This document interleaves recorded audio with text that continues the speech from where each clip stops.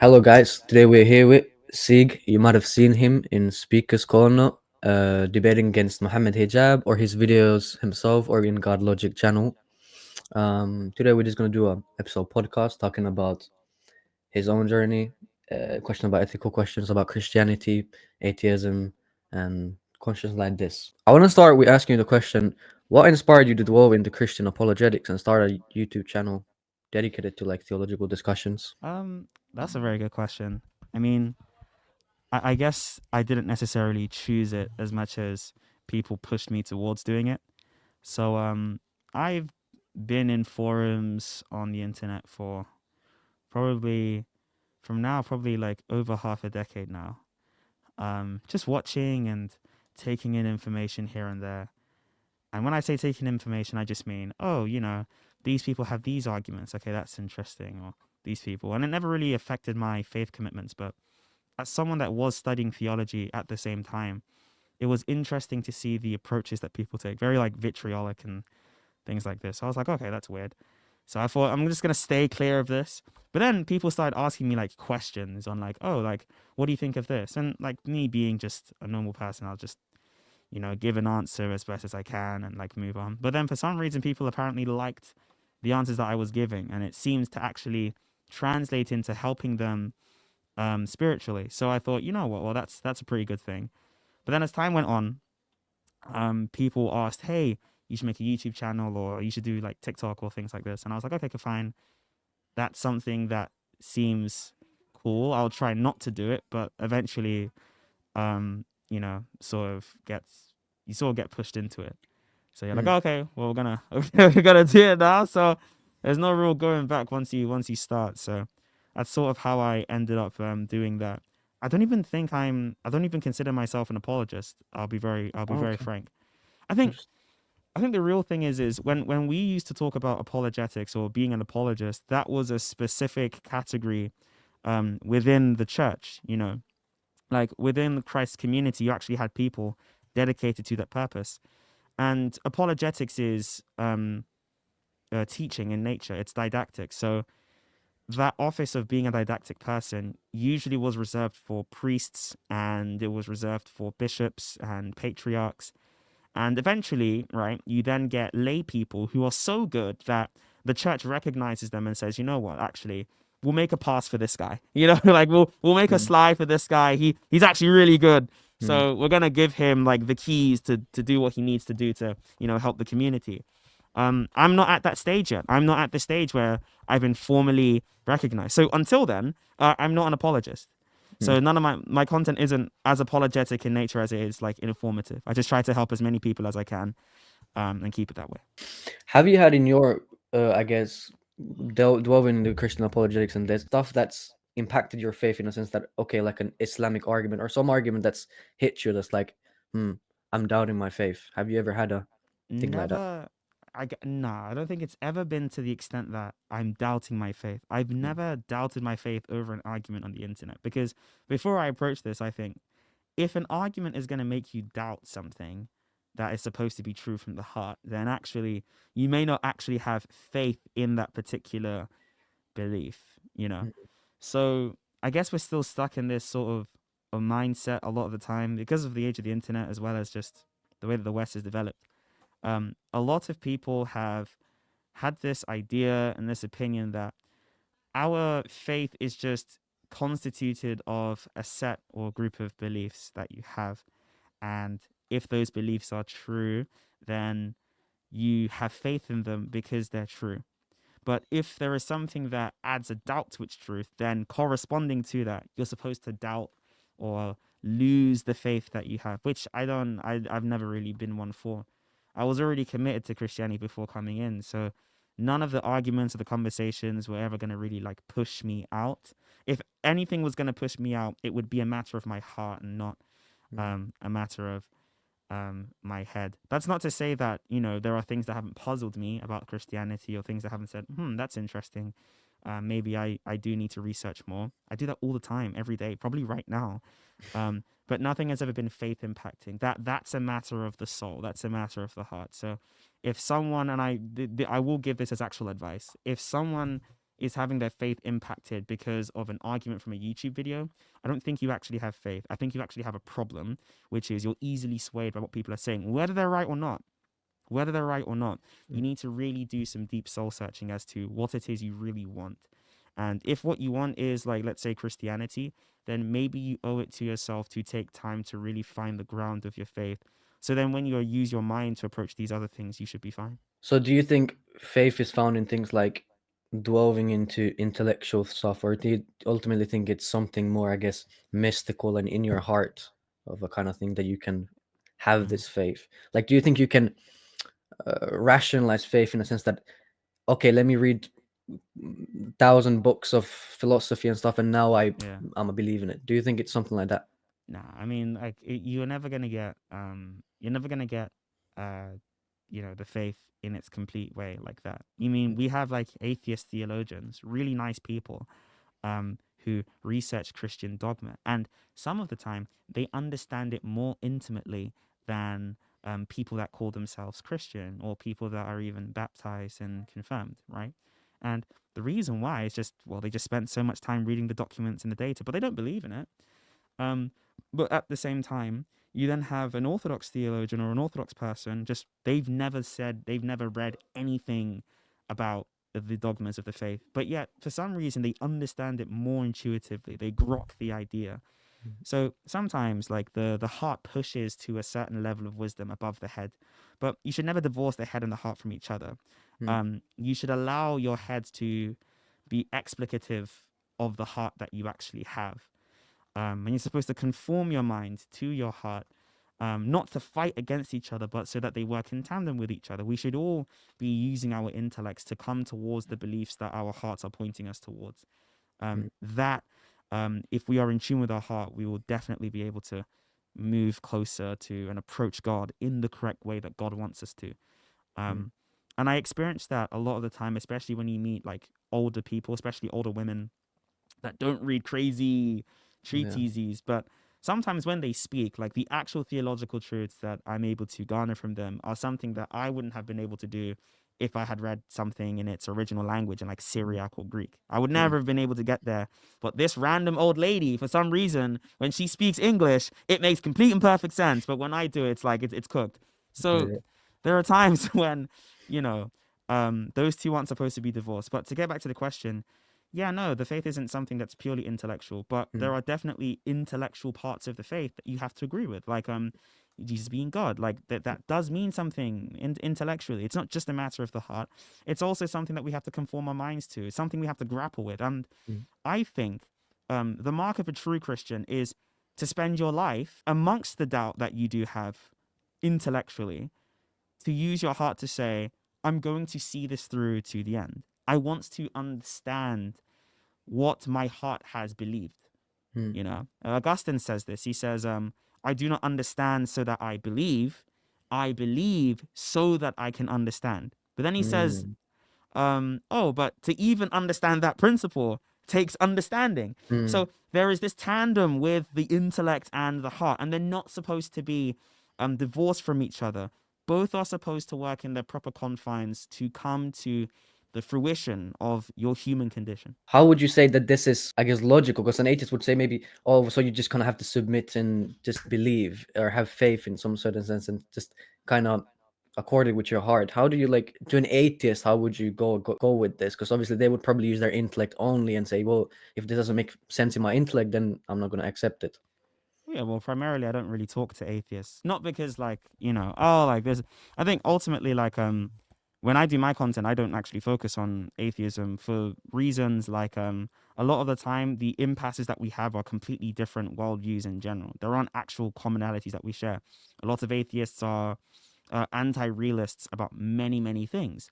And at the same time, they're also skeptical of a lot. And so sometimes it's really good to not use an atheist as a person to combat. You should actually use an atheist as a way to understand and refine your own opinion sometimes as to why it is you committed yourself to this, you know. Um, but I think when I talk to atheists generally, I think that a lot of them do have the heart issue as well as the head issue as well. Um, I think the head issue, especially for atheists, seems to boil something down to, well, I have a list of conditions that I want to satisfy. And if I don't find that in this particular belief, then I'm not going to accept it. Mm.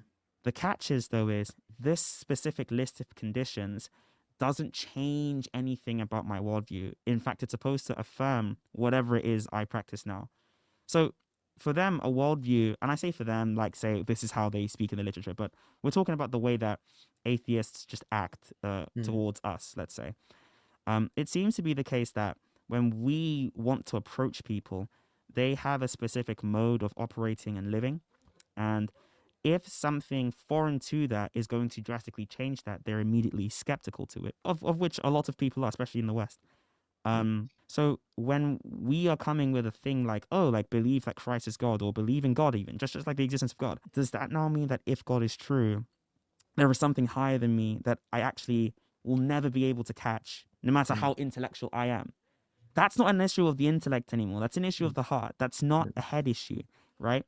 A lot of people, call doubt on, let's say, the power of God or the intellect of God and say, oh, like he does really bad things sometimes or does this and that. If God was to exist, the problem of evil or the Yeah. problem of animal suffering, like these are a bunch of problems that you can have, right? And the responses have been done over time and time and time and time and time, and then counter responses have been done time and time and time.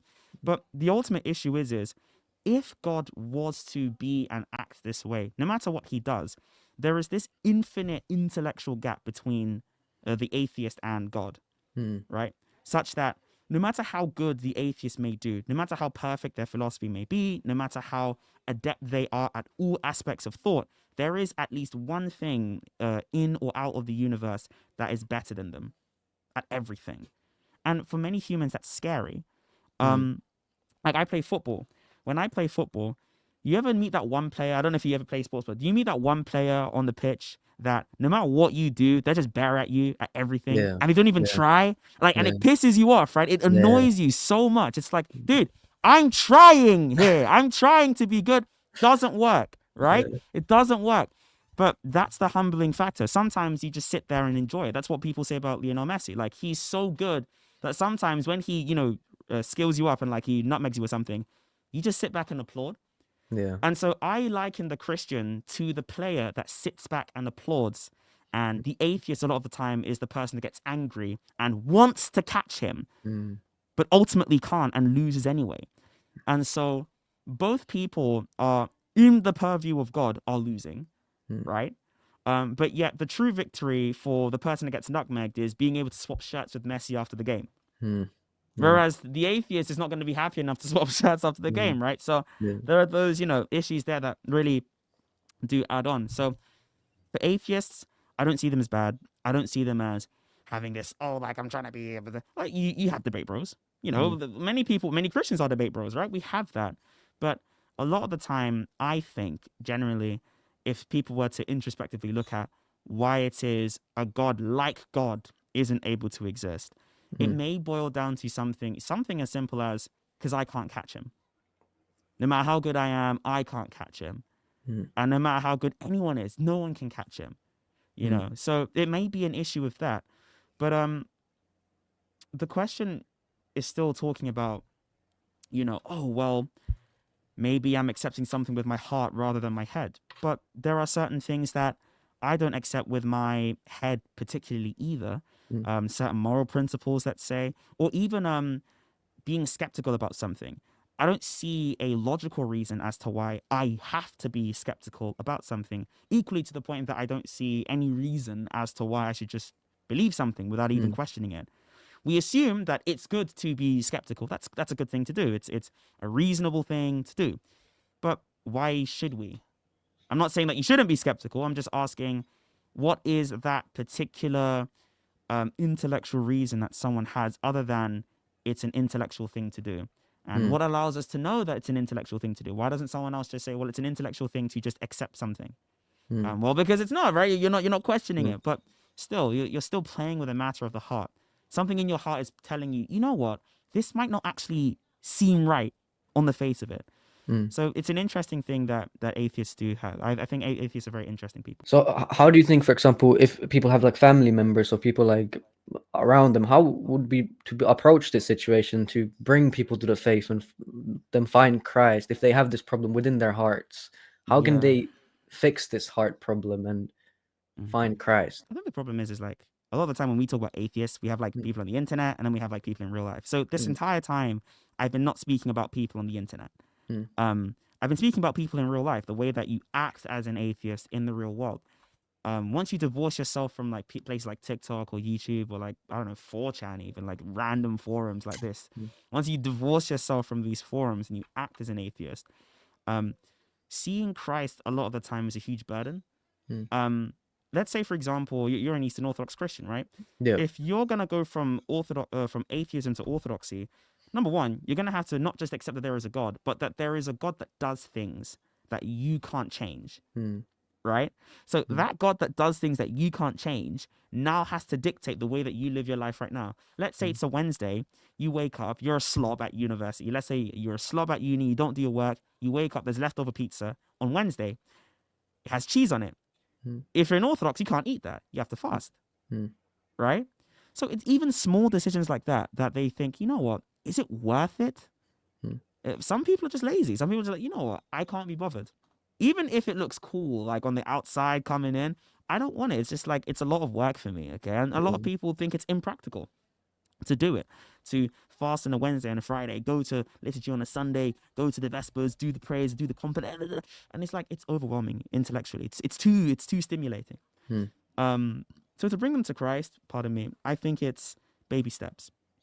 Ultimately, it's not trying to force feed everything. It's not trying to bombard and trying to intellectually and spiritually dominate the person. You should see them as a potential Christian. They are capable of being a Christian, and more importantly, they're capable of being an amazing saint. mm, But because of the way that you act towards them, you have now made them embrace the other capability, mm, which is the capability of being an incredible sinner.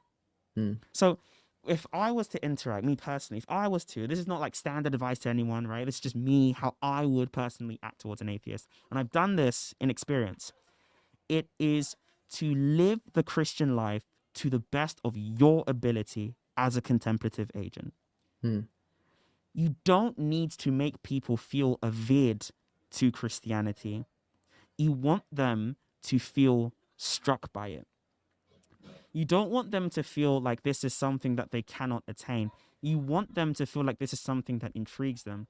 So, a case in point, right? I go to uni, and in uni, we know that the rules are to not get drunk, yeah. right? You shouldn't get drunk as a Christian. Do I Yeah. get drunk? No, right? I try my best to not get drunk. Mm, I also try not to drink in general because I just don't like alcohol, right?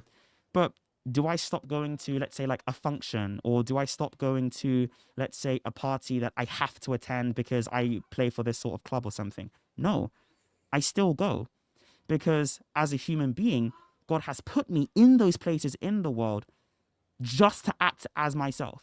mm, And many people, because of just the way I've acted in the function, they're like, you act different, like fun, but like you act different. Like, what's going on? Like, mm, what's this? Like, what are you? And I'm like, oh yeah, I'm a Christian, I'm this and this. And I talk to them just normally. And they're like, well, so like you don't act like these other people, like the douchebags and pretentious people that mm, wear Christianity as a badge rather than something that should clothe the entirety of their being. yeah. And because of my action there, maybe not today, maybe they don't go to church that day, maybe they don't even go to church tomorrow or next week or something, but later on, they will go to church and then come back to me and say, you know what? I tried that thing out that you were talking about. And that's much more natural Mm, because the heart of them saw something that they've never seen before, which is a Christian, though he is not of the world, he mm, is in the world. mm, And we forget that. We forget that a lot of the time. Even though Christ says that we are not of the world, yet Christ still placed us in the world. mm, So acting that role is really important. We must remember as Christians, whoever's watching, that although you are not of the world, you are still in it. mm, And you have to act as though you are in the world, not of the world, but you are in the world. mm, And it's living the Christian life amidst the corruption, amidst the suffering, amidst the temptation that helps you. And a very good example are those holy men that we talk about, right? You have holy men who used to dance in brothels, for example, right? Really Yeah. crazy guys. But they're pious saints. Mm. But now, were they committing fornicatory acts? No. Were they doing drugs? No. Were Mm. they doing impious things? No, to the best of their ability. Mm. But by just being in that space, because of the holiness of those individuals, that holiness was able to permeate through the corruption. And so, for me, anyway, I just feel like it's a common sense thing to do, that you shouldn't act, if you are holy, if you're illumined, let's say, you shouldn't act as though your holiness can be polluted by sin. Even though it can, obviously it can. Your holiness can be polluted by sin in the sense that the temptations can, overwhelm you and you can fall to the passions. That can happen, right? Mm. You shouldn't act like your holiness can get corrupted. You should act that the corruption can be purified. Mm. Notice Christ, right? Exhibit A. When Christ would walk around in these brothels, did the sin touch him? Well, no. Not just because he's God, but because he's the perfect man. Mm. The sin did not touch him, but rather, when people who were corrupt and sinful touched him, virtue left him. Mm. Virtue passed out of him into that corrupt life, into that corrupt space, and purified it Mm. because of how unbendable his will was, right? Mm. And we don't just see this in Christ, we see this in Paul, where when Paul would touch a handkerchief or like just a piece of tissue, the piece of tissue would now become holy. Mm. Even though the tissue itself is a corrupt piece of paper, Mm. this would become holy. Holiness would leave St. Paul, it would leave St. Paul, and I would actually enter the object, the corrupt object. Mm. So once we start thinking in such a way that actually we can be beacons of holiness ourselves by working in Christ, by the life of repentance, by going through the works that Christ has given us, let's say through sacramentology and all these good things, that can be a way in which the action of the person can act as the best evangelistic tool or something like this. Mm. That's what I would say. I think there's a great quote by I don't remember the exact wording, but Saint Seraphim of Sarov, where he says, "By your Mm, actions, 10,000 people will," or something like this, will be mm, saved. mhm. Goes well with that. I think to add to your point there as well, as you're getting that up, I think to add Mm. to your point there, um, a lot of people should read how people converted nations. Mm. So Saint Cosmas, Father Cosmas is a really good example of this. When he went to the Congo, I think he went to the Congo or he went to Libya. I forget, but I think it's Congo. He goes here, right? And what primarily allows him to be um, basically functionally an apostle sent out to these people as a priest, what allows him to do that is just his actions. He goes to a nation that he's foreign to, learns their culture, lives there, and through living there is able to interact with them in an orthodox manner and then disseminates the teachings of orthodoxy. Mm. So it's because of living in a pious way in an impious community that piety starts to creep in, and thus piety can now be sown into these people and can flourish into beauty, into true beauty. So the ultimate way of evangelizing, especially to people that are atheists, is to treat your Christianity in such a way that it is unbendable, yet it is transformative. Mm. Mm. And by your actions, by your deeds, will you Mm. convert that person. Mm. Now, is that going to include arguing with them? Maybe sometimes, a lot of the time it will probably happen, Mm. but it's being able to act in love, knowing the theology of the church, knowing the theology of the fathers that say, knowing the theology of Christ ultimately and how he's interacted with atheists himself. Those things are going to help you in. It's not just about winning an argument, and usually it's never about that. A lot of people are very easily able to believe something without a good argument for it. Mm. And a lot of people can't believe something unless there is an amazing argument. But ultimately, what turns that person is the heart. So if you start with the heart first, the head is sure to follow. Saint Seraphim of Sarov says, "Acquire the spirit of peace, and 1,000 souls around you will be saved." At least for me, when I've talked to some atheists, for example, when members of the LGBTQ, a lot Oh, of times wow. they will have problems like obviously leaving them behind their ways and stuff like this. Yeah. Do you think somebody who is coming to Christ, should they instantly switch and stop doing every sin they can, or like How Okay. ought they like? How ought we to represent this? I mean, it's a good question, but Mm, it's not a question for me. That's a question for like a spiritual authority, and I'm mm, not that. You know, mm, I'm not a spiritual authority. But for the sake of the stream, I will say good experiences that have happened in my life in terms of people that are part of like minority communities and the way that you interact with them in terms of Christianity. Like there was a person who I won't mention their name. Very good person, very sound guy, amazing brother. And this person was like really like opening up to me, particularly about, and this is before I entered uni. Um, this person was like in sixth form, and they opened up to me about, um, being, um, being in the LGBTQIA plus community, and the way that they opened up was, hey, look, I actually love God. I do. I think God exists. I think He's real.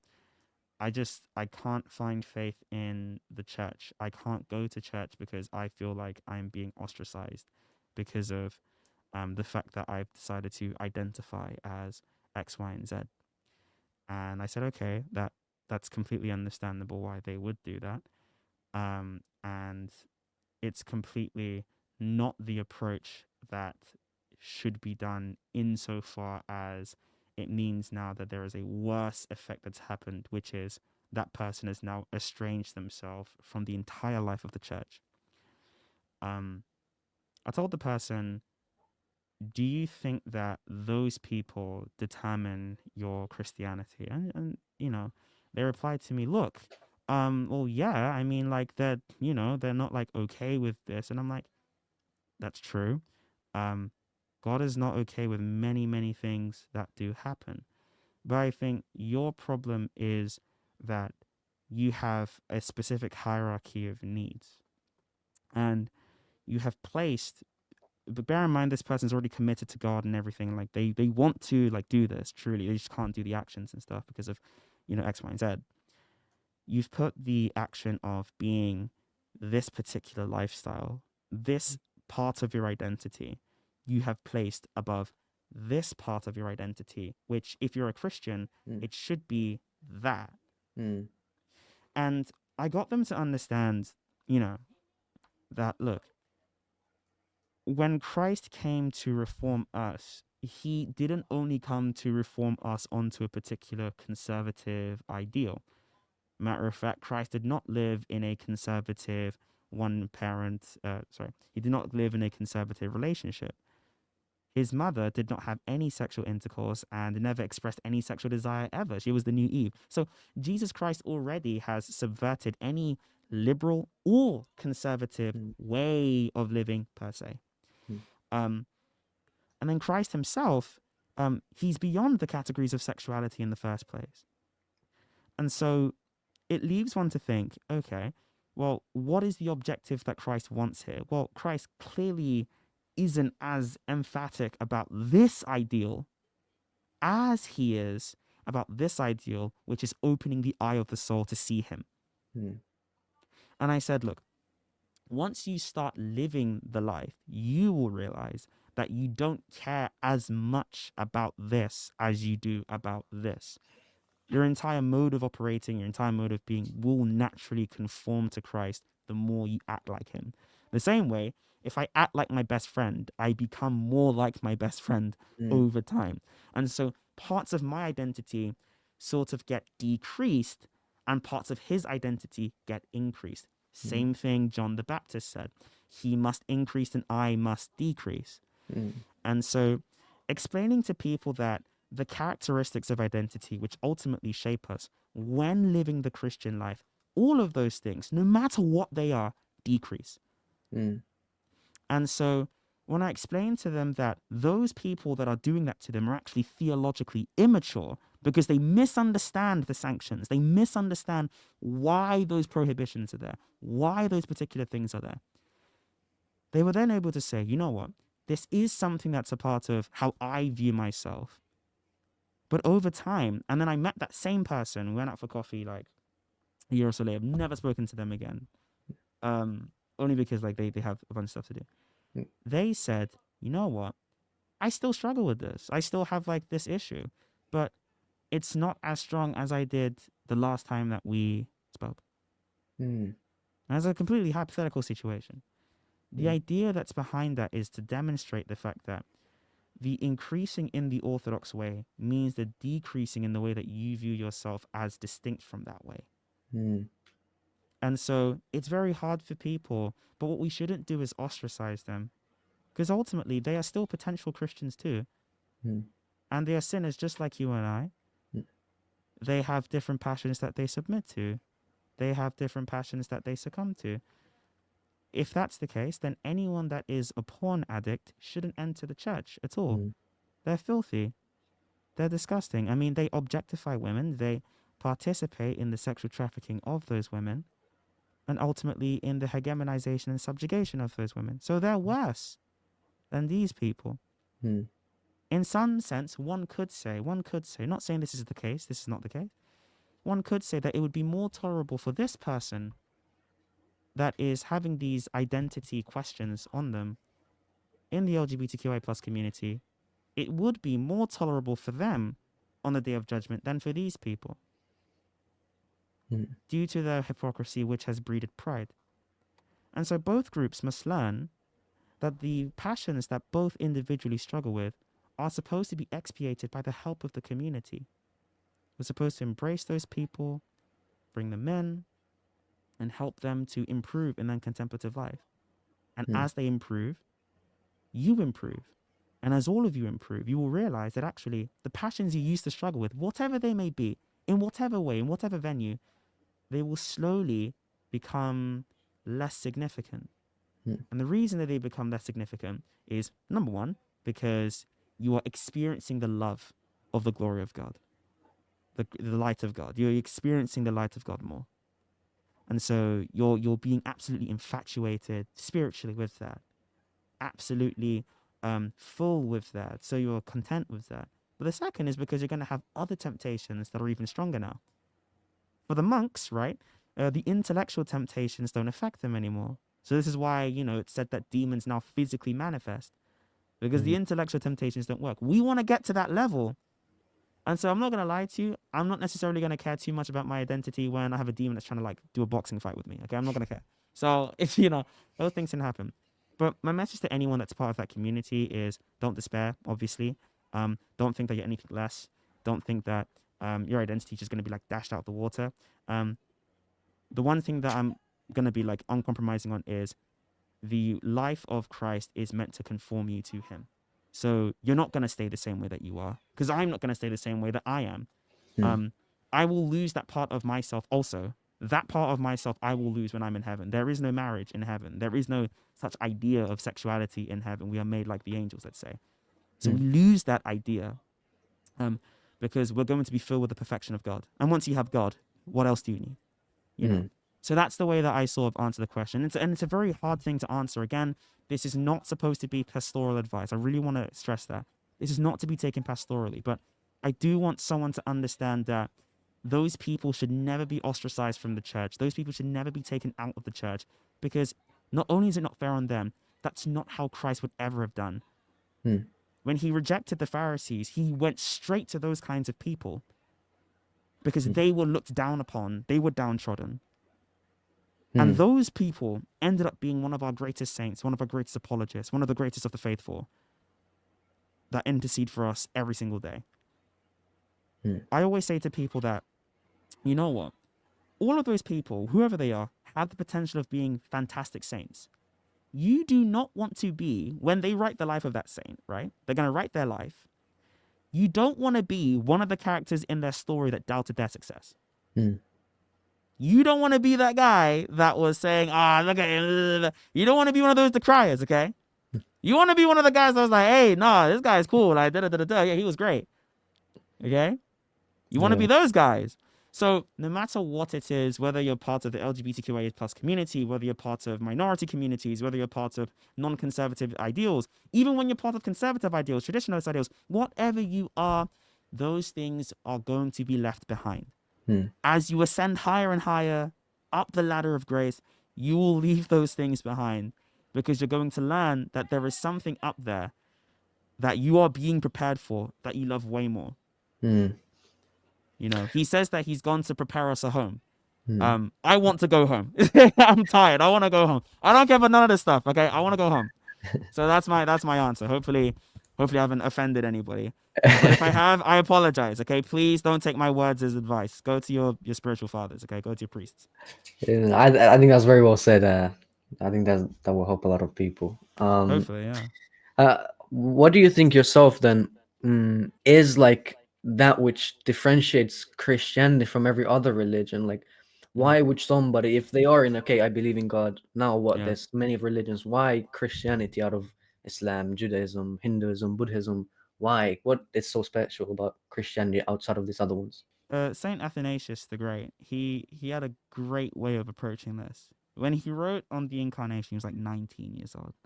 Um, Traditionally, anyway, some sources may vary on his actual age. Some people say that he probably wrote decades later, whatever the case may be. But it's nice to think of Athanasius as 19. Let's Yeah. have that embodied, right? When Athanasius was particularly writing this work as a young man, he must have been looking around thinking, okay, well, these people are pagans doing all that kind of stuff, and we're trying to lead them towards the truth of the true God. And I've been bashing them on their idol worship. They're disgusting, and they rejected the actual rationality of the cross. God came to us as a word so that we would not be without a word. He came to us as the Logos so that we would not be without logic. But even then, when Athanasius encounters the question, okay, what is like the proof that, like the resurrection is real, let's say, or Christ is real? He says, look at yourselves. You're the proof. Mm. We are the proof. Ultimately, salvation isn't just individual, it is communicative. It's not just about accepting a bunch of propositions, it's joining a community. It's joining a nation of people that have the same goal as you because they're also sojourners. They are immigrants right now. Even though we are in the world, again, we are not of the world. So we are immigrants, let's say, spiritual immigrants. Mm. We are also waiting to go home, as Mm. Augustine would say as well. We're waiting to go home too. So us being the proof of that, because of our ontology, let's say, our spiritual ontology has now been changed by that. It is that which proves Christianity true, I would say. Mm. And I think that would compel anyone to look at the plight of the Christian or the plea of the Christian. When you look at someone, let's say, for example, as an actual migrant myself, right? I do have my UK stay, thank the Lord. But as someone that does live here, right? I get looks. I do. I get looks by people that are like, is he actually from here? Is he from this country? But what it does, that particularly, that sparks a conversation. And then Mm. they get to know me. And then they think, oh, this guy's not bad. Actually, this guy's great. Actually, I want to be his friend. Actually, I want to do more things with this guy. This guy's cool. So that particular marker of being an immigrant allows people to use you as a gateway into truths that they never would have experienced otherwise. So the proof of, let's say, Christ being Christians and why Christianity I think is true is because ultimately Christians are spiritual migrants. All Christians, when they become part of the community, they are no longer living at home because their heart desperately wants to go to their true home. Mm. They want to die, so to say. And so ultimately, the proof is the Christians. Because of our community, because of our fellowship, because we keep Christ alive, we embody the resurrection that he began. We are the fruits of the resurrection of which he was the first. Have we all been resurrected yet? No. So there's a dual sense in what I'm saying as fruit is to be. But in that sense of awaiting the resurrection of the dead to come, we are the proof of, let's say, Christ. But I think most people, that's a matter of the heart. Yeah. Most people are more so looking for, well, like intellectually, what is more convincing to Christianity. And a lot of people say the resurrection. You have a minimal facts argument, a maximal data argument. A lot of academics have like quibbled over it. Some people say the miracles of prophecy, for example, the fact that in Isaiah 53, it prophesies the death of Christ, and then 700 years later, Christ comes and does every single thing. And there are Jewish people that will read it, and they're like, oh my gosh, I never thought it was about Jesus, but it actually is. Like, there's so many things you could say. Mm. But ultimately, above all of that, All of those things are pointing to the identity of the Christian. The Christian, whether they like it or not, for better or for worse, they are in an uncomfortable position whilst they live here. Mm. It is only in the resurrected state or when they partake in the divinity that they have been promised. That is the only time they feel comfortable. Mm. If you notice as a Christian, when you get down to pray, even though it hurts your body physically, spiritually, you feel more at peace. Mm. Yeah. When you're in church, for the first time, your senses and your mind are suspended. They're left at the door. When you're committed to it, you don't even check your phone anymore. Mm. You're just taking everything in, the smells, the bells, the icons, pictures everywhere. You have the iconostasis at the front. And then you have Christ in the center, as embodied by the priest. That is what you are looking for, or the proof that Mm. confirms what your heart has always tended towards.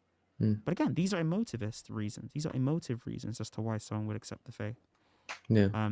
So like if you wanted an intellectual reason, like the resurrection or prophecy, and you can make particular exhaustive accounts of prophecy and exhaustive accounts of what the resurrection seems to entail, whether or not someone needs to be a materialist about the resurrection, whether or not someone needs to be a dualist or a compositionist, like you can make all those arguments. Mm. But I think for the purposes of someone watching this to really understand the connection between the heart and the head, I think the actual Christian identity, the Christian people, are the proof of Christianity. Mm. Interesting. That's a unique answer. Well, what you spoke about the resurrection and I think overall Christ a lot. Why would you say that Christ's incarnation and death and resurrection is so important to the Christian idea or to understanding of the whole world? Why is it so important to everything? I mean, salvation started. It didn't start at the death of the cross. It started in the incarnation. Ultimately, just read Athanasius, guys. Just read like Contra Gentes and On the Incarnation, Against the Heathen and On the Incarnation of the Word. It's great. When Christ is looking at the state of the world, he's seeing a corrupt state. He's seeing something that he made, which is good, and there's still good in there, but it's ultimately been corrupt and tainted by bad human action, by sin. And all of us now, as humans, inherit the consequences of those sins, of those bad actions. And even more so, it's so fundamental to the human condition right now that for some reason Christ has to become human just to fix it. Mm. Um, the Bible says through Adam, death came into the world, right? And that death came into the world through sin. Corruption came through the world. And we inherited the corruption of Adam. No one's born immortal. We all inherited the corruption of Adam. And so, as much as God wants us to be in heaven with him, he can't take us there because nothing corrupt can be in the sight of God. And so it's with a painful heart, I think, in an emotivist way. Not to say that God is passible or has these actual emotions. I think it's with a heavy heart that God says, wow, these people are in danger. These people are in trouble. These people are going towards a purpose I did not tend for. Their will has been shifted away from the good. And I need to get them back on track. And so it's so important for the incarnation to happen that we have a whole feast day for it. We have Christmas.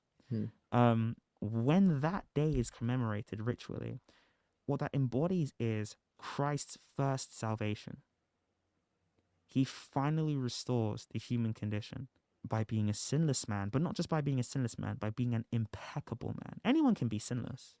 Mm. Not everyone can be impeccable, at least not with the help of God. And so what that does is Christ is able to save humanity once. And if you look at the life that he lives, everywhere he touches turns to gold, so to speak. Everything that he touches, in Lion King, everything the light touches, right? Everything is getting perfected. The womb of Mary is consecrated as an ark, let's say. And when Christ is born, the entire Holy Family is blessed. Not to say they weren't blessed before, but even more so now, to take on the task of looking after the baby Christ. Christ then goes on, he walks around, does all these kinds of things, and Christ is improving the human condition as he goes along. Not just by perfecting it by the impossibility of sin, but now explicating that action into the world to touch the lives of thousands upon thousands upon thousands. 10,000 now come to Christ looking for healing. And so what does he do as an adult? He offers an opportunity for everyone to be able to have their nature be like his human nature. He sanctifies the waters in baptism, right? He goes into the waters of baptism in theophany. He baptizes the waters. By baptizing the waters, what does that do? Now everyone can be clean. The world is getting better. The world is being fixed just by the presence of Christ being here. And it's a glimpse for a greater promise that he will now come to clean the world again. But then the death on the cross happens. And that acts as a propitiation for sin. As an expiation, one says, for the sin. But is it something legal that we've held over God's head? Well, no. Right? It's not something legal that's been held over God's head, even though there are many fathers that use, legal language. Many fathers do. But the purpose of that is to show the impact of the choice of Christ to lay his life down. Bear in mind, Christ, since he does not sin, since he had no sin, he is not subject to the condemnation of Adam's death. He doesn't actually have to die. You have to die. I have to die. We all have to die. Even Elijah, who got taken into heaven, had to come back as John the Baptist just to die. So we all have to die. Enoch, he goes up, he gets translated and we don't see him again. Comes down, he's gonna have to die. There's a variant reading of 1 Corinthians that says, we will not all sleep, but we will all be changed. But then it says, there's a variant reading from some of the fathers, like Ephraim, he says, we will all sleep, so we're all gonna die, yet we will not all be changed. So there's a variant reading there. It's a both and. To continue, Christ then, right, by the death on the cross, he adheres to his covenant. Not the covenant of slavery, but the covenant of freedom, the covenant of choice. Bear in mind, his covenant, because his covenant is older and deeper and more fundamental, by adhering to the laws of his covenant, he's able to truncate this covenant that requires death, that requires life for life. Now in Christ's covenant, life is actually given through death. Death is now a portal to life. That is what the propitiation does. It expiates things that cannot pass through death so that you can go into life. Deathless. Athanasian. Right? Yeah. And so the importance of the resurrection is that this deeper law, this new law, and really we should call it this older law shines through. If not for the resurrection, we would never have been assured that this covenant even existed. It's because of the resurrection that we actually look back at the death on the cross as something meaningful, and that now we can look at the incarnation as something true for us. Yeah. And so I think those are the benefits, not just the benefits, but the real impacts on the different stages of Christ's action and life in the world. And the thing is, there's so much more impact, but this is just for a small little interview thing. So hopefully that makes a bit of sense to some people. I'm approaching this in looking at the particular patristic academia. So I'm not necessarily approaching this as, this is exactly what the death on the cross actually is in some sort of scientific way. This is how I'm looking at it patristically. So hopefully that should be okay for people.